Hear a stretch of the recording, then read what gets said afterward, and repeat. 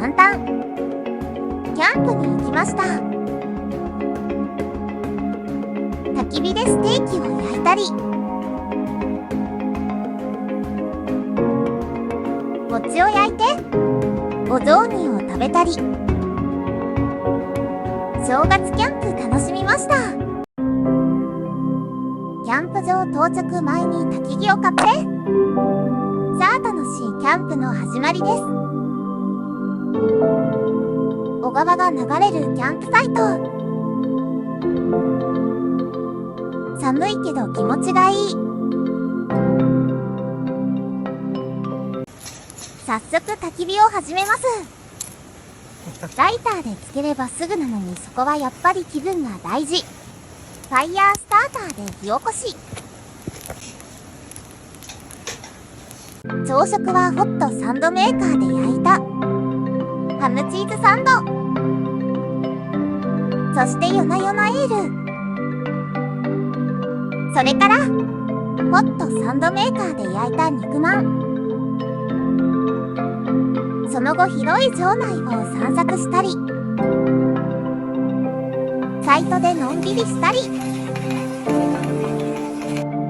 そしていよいよ焚き火ステーキです。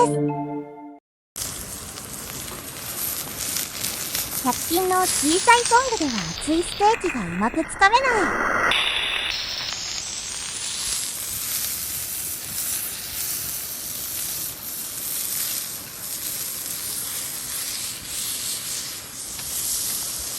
焼き加減いい感じです。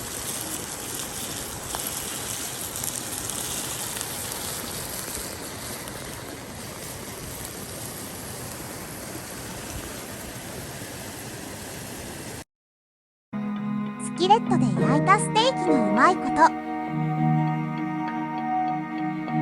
トントロも焼いたり、メスティンでパスタ作ったり。正月なので餅を焼いて、マルハン号で雑煮を作って、シェラカップで食べる雑煮もなかなかです。デザートはさて何でしょう。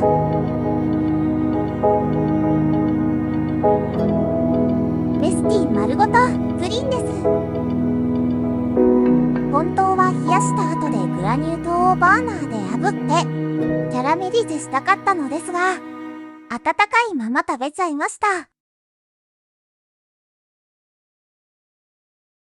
冬キャン、焚き火、キャンプ飯、贅沢な時間です。ご視聴ありがとうございました。